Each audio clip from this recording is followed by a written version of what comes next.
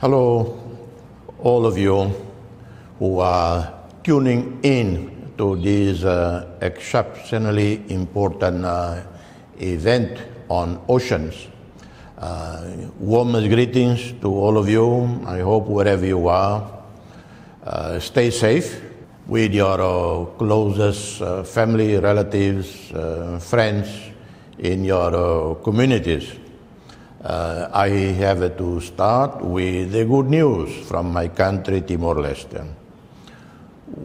Right now we have zero reported infection. For the last month now, we do not have a single reported confirmed coronavirus COVID-19 infection. We had 28, of which 24 were imported from Indonesia. Timorese students who were living in Indonesia and in return were diagnosed with COVID-19. Several foreigners, nationalities, all have recovered, confirmed. They have done necessary double tests to confirm that they are negative. We do not have any community transmission, but we are continuing with reasonable, not excessive prevention measures. So far, so good. Zero case in Timor-Leste.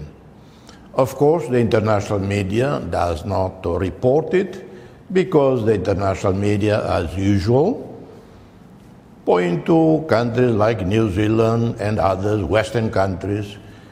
Only Western countries supposedly know how to do good, and we all miserable, isolated, small island states, we don't know how to look after ourselves.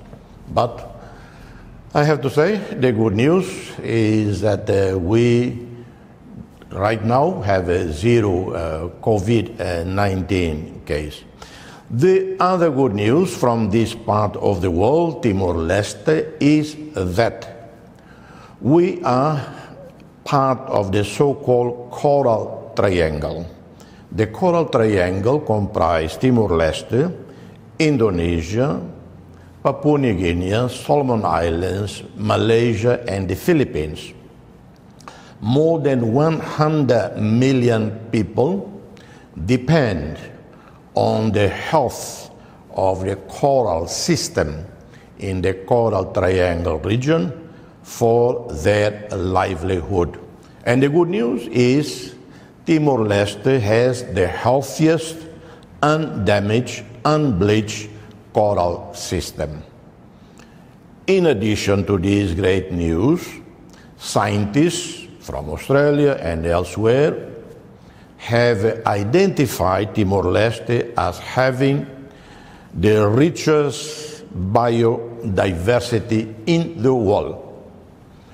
We have close to 600 diverse marine life, from corals diversity and dolphins, blue whales. Of course, blue whales, they are migratory species. They come from Antarctica. They travel all along the coast of Western Australia, and they migrate to Timor-Leste in October, November, December.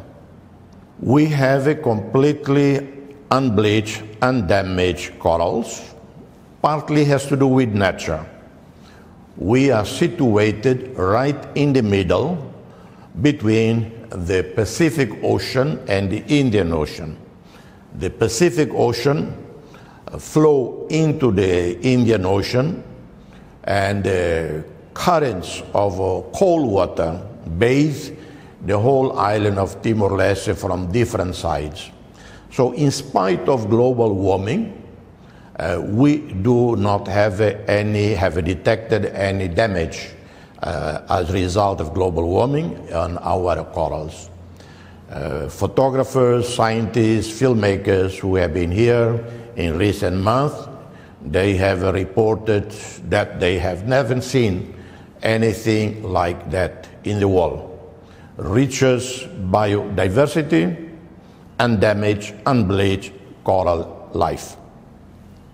We are a population of a bit over 1.3 million. Timor-Leste is part of the so-called least developed countries. We are part of the so-called fragile states. Timor-Leste, actually, with Sierra Leone, with Liberia, we are the leaders of the G7 plus small fragile countries. And we are doubly impacted by climate change. We are impacted by the global warming, rising sea levels, but also the unpredictable, unstable weather patterns. It can rain in our country, start supposedly October, November, but it can start only in January, this year, and it goes on till May. We still have had very strong rains, which make life difficult for farmers and for fishermen. The connection between the health of the oceans and the health of human beings is so obvious.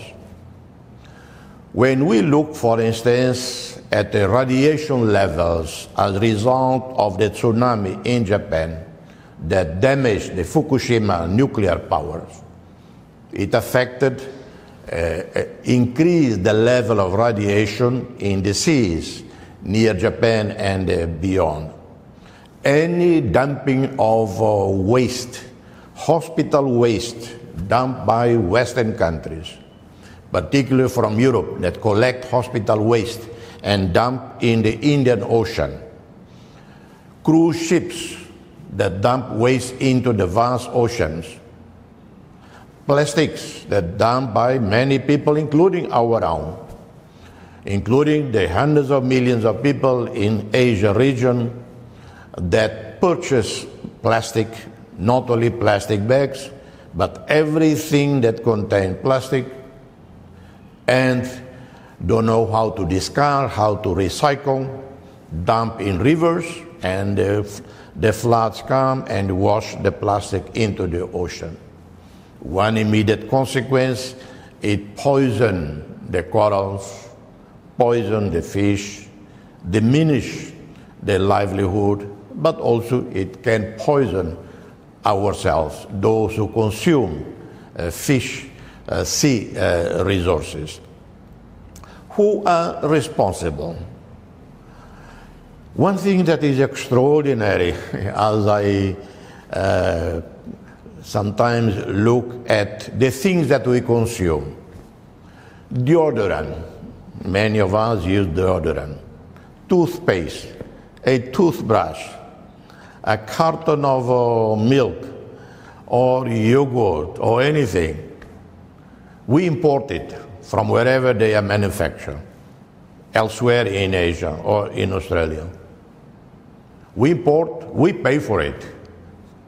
We even pay for these things. We pay not for the content, but we pay for the container that cover these products.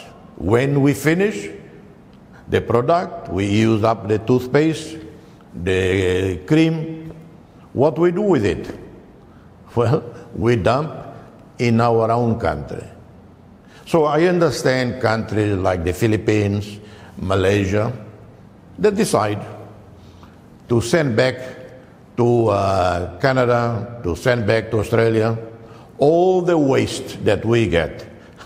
Can you imagine? I cannot understand it.